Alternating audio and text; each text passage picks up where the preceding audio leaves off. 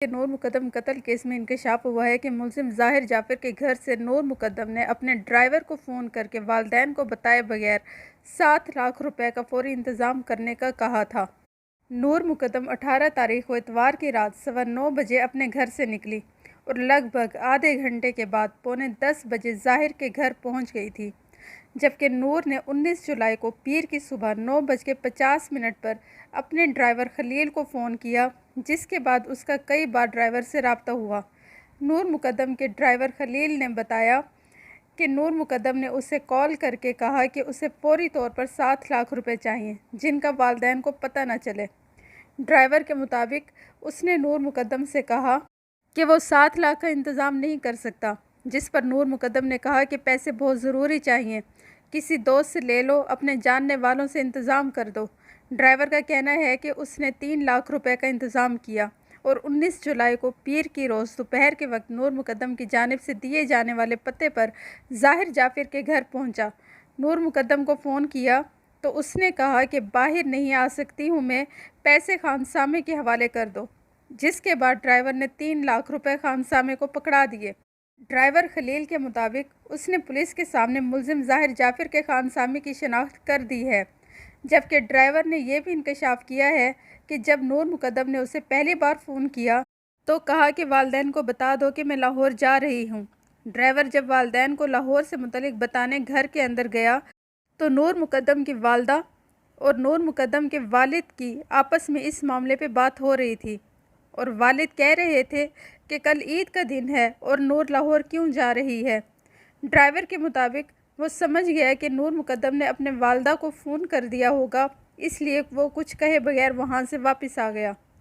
تحقیقات کرنے والے ذرائع کے مطابق نور کا اپنی والدہ سے رابطہ تھا اور نور نے اپنی زندگی کے آخری روز یعنی 20 جولائی کو منگل کے دن صبح 10 بجے اپنی ماں سے ٹیلی فون پر بات بھی کی۔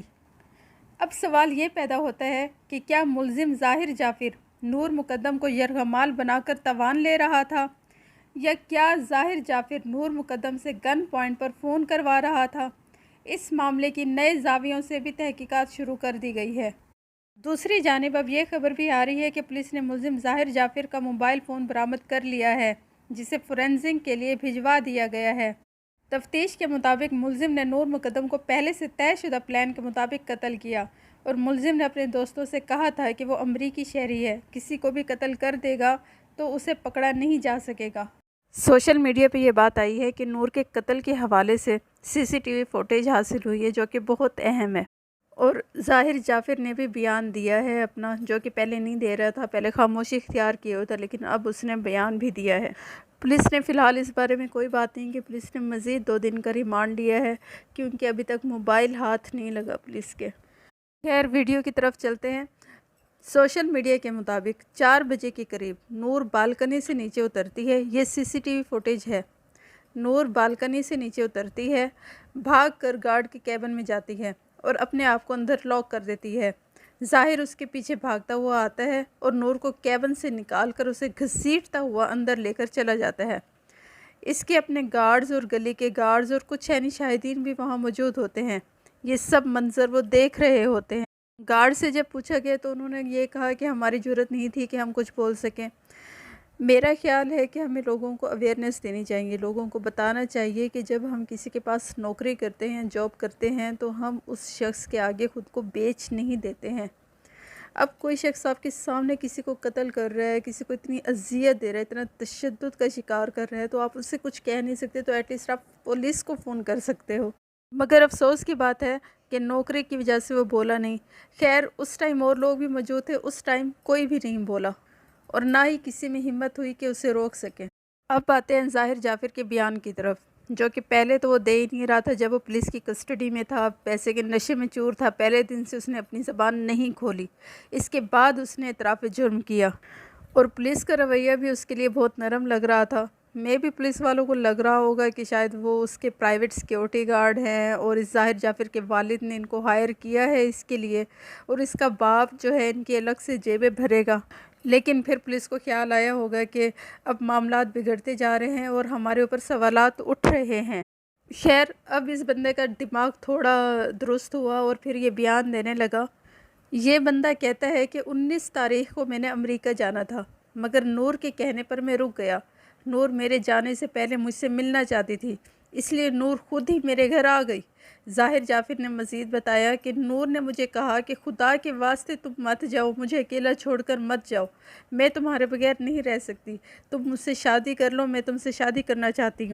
پھر ظاہر جعفر نے کہا کہ میں نے شادی سے انکار کر دیا کیونکہ وہ میری بہت اچھی دوست تھی، ہماری فیملیز کا آپس میں ملنا ملانا تھا، ہماری ایک دوسرے کے ساتھ گیٹ ٹوگیدرز ہوتی تھی، ہم بہت سے پارٹیز کرتے تھے، ہم ایک ساتھ رہتے تھے، ہماری فیملی کو اس پہ کوئی اعتراض بھی نہیں تھا۔ لیکن میں نے نور کو کہا، نور میں تم سے شادی نہیں کر سکتا کیونکہ میری اور تمہاری فیملی کا سٹیٹس آپس میں میچ نہیں کرتا، ہم لوگ بہت ہی ہائی پروفائل قسم کے لوگ ہیں، تو میں تم سے شادی نہیں کر سکتا۔ پھر کہتا ہے کہ اس بات پہ نور کو بہت شدید غصہ آ گیا، اس نے غصے میں آ کے اپنے آپ کو خود ہی مارنا شروع کر دیا اور بری طرح سے خود کو تشدد کا نشانہ بنایا۔ نور اتنی غصے میں آپے سے باہر ہو گئی کہ اس نے اپنے پرائیویٹ باڈی پارٹس پر چاقو چلانا شروع کر دیا۔ پھر ظاہر جعفر نے مزید کہا کہ نور نے سر پر خود ہی خنجر گھونپ لیا اور اپنے بازو کو اس نے کاٹ لیا، لیکن اس سب کے باوجود پھر بھی میں نے شادی سے انکار کیا، تو پھر اس نے خنجر سے اپنی گردن خود ہی اتار دی۔ مطلب اتنی غلط بات یہ شخص کر رہا ہے کہ مرنے کے بعد کوئی بھی شخص اپنی گردن کاٹ کر 4 گز کے فاصلے پر کیسے رکھ سکتا ہے؟ اتنا یہ شخص جھوٹ بول رہا ہے۔ اصل میں لگتا ہے کہ اس کو پولیس کا پھینٹا نہیں لگا، پولیس کا پھینٹا لگتا تو یہ بات صحیح طریقے سے کرتا۔ جب نور مرنے کے بعد اپنی گردن خود اتار سکتی ہے تو اس کا مطلب ہے تھراپی ورکس والے جو آئے تھے ان پر حملہ بھی نور نے کیا ہوگا۔ اب عدالت کے باہر یہ کہتا ہے کہ میری جان کو خطرہ ہے، تو اس کا مطلب ہے میں بھی اسے ایسا لگتا ہو کہ نور اس کو مارے گی، کیونکہ جب نور مرنے کے بعد اپنی گردن خود الگ کر سکتی ہے تو وہ اس کو بھی مار سکتی ہے۔ خیر، جب سی سی ٹی وی فوٹیج اور واٹس ایپ ریکارڈ ظاہر ہو جائے گا تو یہ سب چیزیں سامنے آ جائیں گی اور اس کا دماغ بھی درست ہو جائے گا۔ اب ایسے محسوس ہو رہا ہے کہ یہ اس طرح کا بیان اس نے خود ایسے دیا یا اس سے دلوایا گیا تاکہ یہ ڈکلیئر ہو جائے کہ یہ شخص پاگل ہے، اس کا ذہنی توازن درست نہیں ہے، اس لیے یہ ایسی بچکانہ باتیں کر رہا ہے۔ لیکن یہ تھراپی ورکس میں کام کرتا رہا ہے، اپنے باپ کے ساتھ بزنس سنبھالتا تھا، تو یہ کیسے پاگل ہو سکتا ہے؟ موبائل جو ابھی تک ریکور نہیں ہو رہا، تو وہ کیا خود نور نے کہیں پر پھینک دیا کہ وہ ابھی تک ریکور ہی نہیں ہو رہا؟ ماں کہتی ہے کہ میرا بیٹا بے قصور ہے، جبکہ والد کہتا ہے کہ ہم نے یہ ساری باتیں اس لیے چھپائیں تاکہ ہماری بدنامی نہ ہو۔ خیر، یہ سب وہ باتیں جو سوشل میڈیا پہ ہیں۔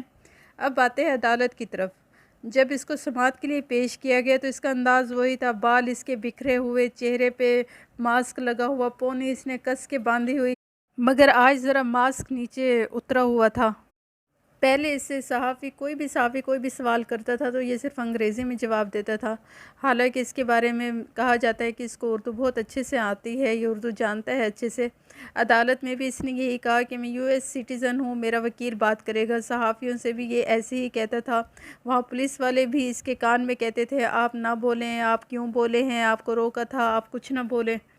خیر، اب پولیس کا کہنا ہے کہ 4 مزید دفعات شامل کی گئی ہیں اس کیس میں، خاص طور پر والدین اور 2 گارڈز کی گرفتاری کے بعد۔ اب سوال یہ پیدا ہوتا ہے کہ ایسا کیوں ہوا کہ 4 مزید دفعات شامل کر لی گئی ہیں؟ ایسا اس لیے ہوا کہ والدین نے قبل از گرفتاری کچھ پروسیجر اختیار کیے تھے، کچھ غلط پروسیجرز اختیار کیے تھے، جس کی وجہ سے یہ 4 مزید دفعات شامل کر دی گئی ہیں، جیسے کہ مجسٹریٹ سے مل کر ضمانت لینا اور کیس کے بارے میں جاننے کی کوشش کرنا اور موت کی وجہ بذریعہ مجسٹریٹ پتہ کروانے کی کوشش کرنا۔ یہ ان کی طرف سے بڑے جرم تھے جس کی وجہ سے 4 مزید دفعات شامل کی گئی ہیں۔ اور اس کے علاوہ والدین نے ملازمین کو قتل کے بعد ہدایات بھی جاری کی اور 2 ملازمین نے ان ہدایات کی بیس پہ شواہد کو وہاں سے مٹایا اور ثبوت کو ختم کرنے کی کوشش بھی کی، اس وجہ سے کوئی نئی دفعات شامل کی گئی ہیں۔ اور خیال کیا جا رہا ہے کہ نور کا موبائل بھی ملازمین نے ہی غائب کیا ہے۔ اب عدالت نے مزید 2 دن کا جسمانی ریمانڈ دے دیا ہے۔ دوسری طرف ملزم کے وکیل نے کہا کہ اس کیس میں جتنی ریکوریز ہونی تھی وہ ہو گئی ہیں اور جو بھی شواہد اکٹھے کرنے تھے وہ کر لیے گئے ہیں، اب میرے ملزم کو جوڈیشل ریمانڈ پر جیل بھیجا جائے۔ اب سوال یہ پیدا ہوتا ہے کہ ملزم کا وکیل ایسا کیوں کہہ رہا ہے بار بار کہ اسے جوڈیشل ریمانڈ پر جیل بھیجا جائے؟ کیونکہ جب بھی کوئی جوڈیشل ریمانڈ پر جیل بھیجا جاتا ہے تو اس کے بعد اس شخص کی بیل کے لیے اپلائی کیا جا سکتا ہے۔ وفاقی وزیر داخلہ شیخ رشید کی جانب سے ایک پریس کانفرنس میں بتایا گیا کہ ظاہر جعفر، ان کے والدین اور چند ملازمین کو بلیک لسٹ اور شناختی فہرست میں رکھا گیا ہے، جبکہ انہیں ای سی ایل میں ڈالنے کے لیے تجویز کابینہ کو بھیج دی گئی ہے۔ اب آتے ہیں پولیس کی طرف کہ پولیس کا کیا کہنا ہے اس کیس کے بارے میں۔ اس مقدمے کی تفتیشی ٹیم کے مطابق قتل کے اس واقعے میں ملزم ظاہر جعفر کے ساتھ ساتھ ان کے والد اور والدہ برابر کے شریک ہیں۔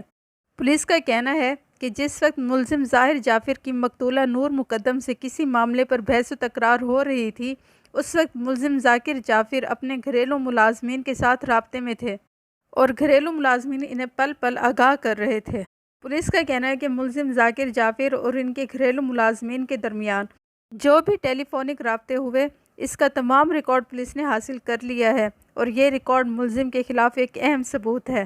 پولیس کا کہنا ہے کہ جب یہ وقوع ہو رہا تھا تو اس ٹائم ملزم ذاکر نے پولیس کو ٹیلی فون کرنے کے بجائے ایک ری ہیبلیٹیشن سینٹر والے کو فون کیا اور کہا کہ وہ ان کے گھر جائیں اور دیکھیں کہ کہیں ان کا بیٹا کسی مشکل میں تو نہیں۔